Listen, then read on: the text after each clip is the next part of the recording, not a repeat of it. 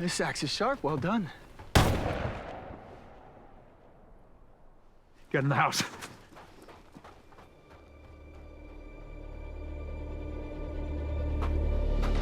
Stay here.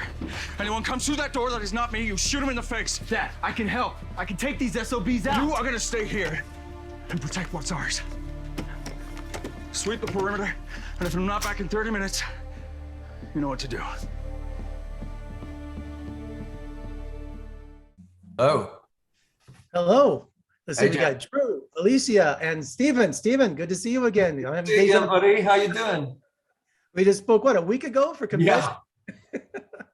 Well, it's good to see you all. I love your background. Oh, well, thank you very much. I got a ride from this lady. I'm not sure. She was cool. I wouldn't trust her if I were you. Well, you know, I got to be careful with this movie. This movie was nothing what I expected. I thought this was going to be a post-apocalyptic kind of tale, which it is, but it just, the twists in this movie, I was unexpecting, and it made it even just more incredible. So I just love this film. Congratulations, first of all. And, you know, Stephen, a father and son living off grid for 20 years, and his son Jake has only known what his father has told him about the world and the fall of civilization. He really controls his son and everything about him, doesn't he? He does. And he's doing absolutely the best by him that he thinks is right for his son.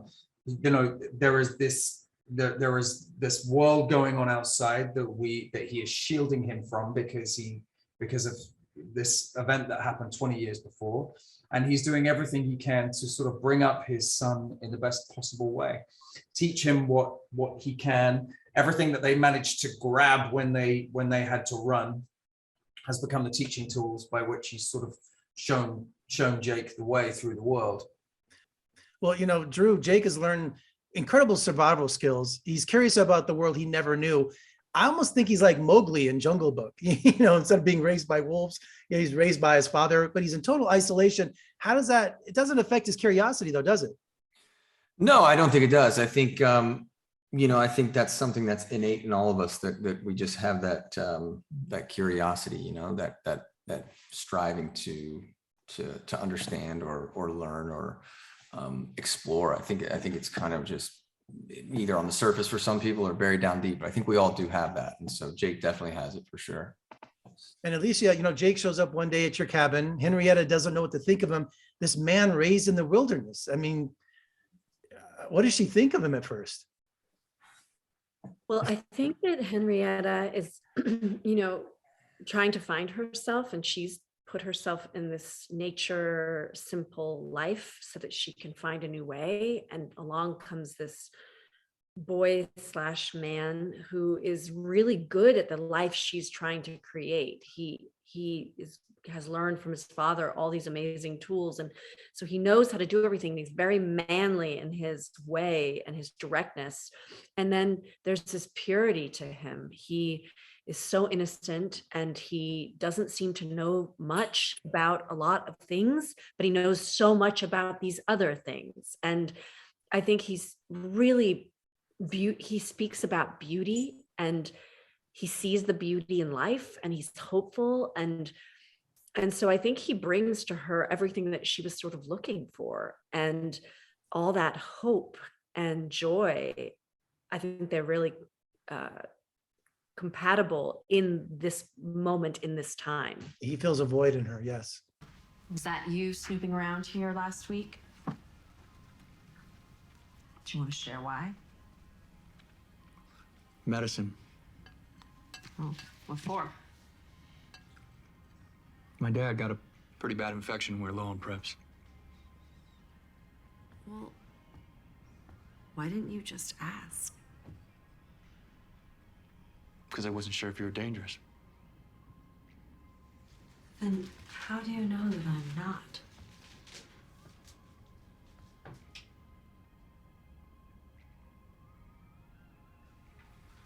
How do you survive here without guns? Pretty well, actually.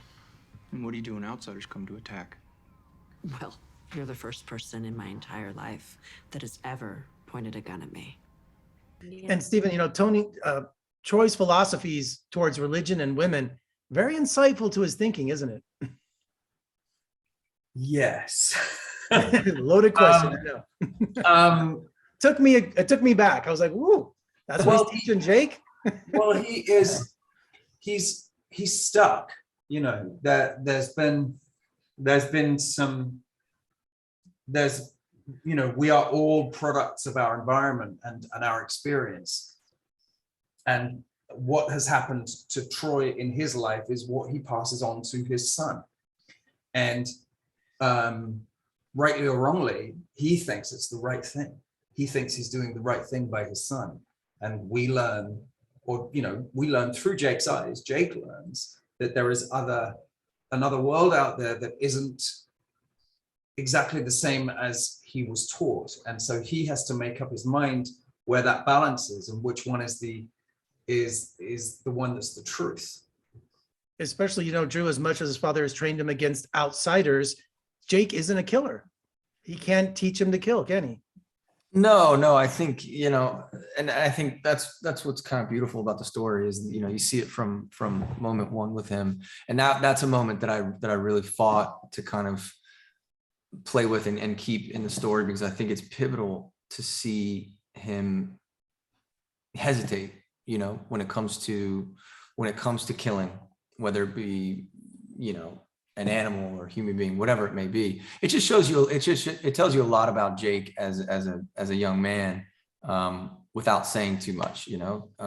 It just shows that despite the world that Troy has created for him, and despite the I don't want to say killer, but despite the man that Troy is and how capable he is of keeping them safe in this environment, Jake still has that, you know, femininity to him, that maternal side that is missing, that I think he's secretly striving for. And you see that in little bits throughout the story. So, and I had to mention, Alicia, your scene in the diner, that emotion, that was just, you did so well in that. I mean, that was one of the highlights of the movie, where you just, you know, bared yourself, you know, on where you were in your character. I thought so. I just love that scene. Thank you. Well, thank you all for joining me today. I just love the film. Congratulations on Last Survivors, and we'll talk again soon. Thanks so much. Thanks, Stephen, Jeff. I say, Stephen, we're going to see each other soon. I'm just next week, huh?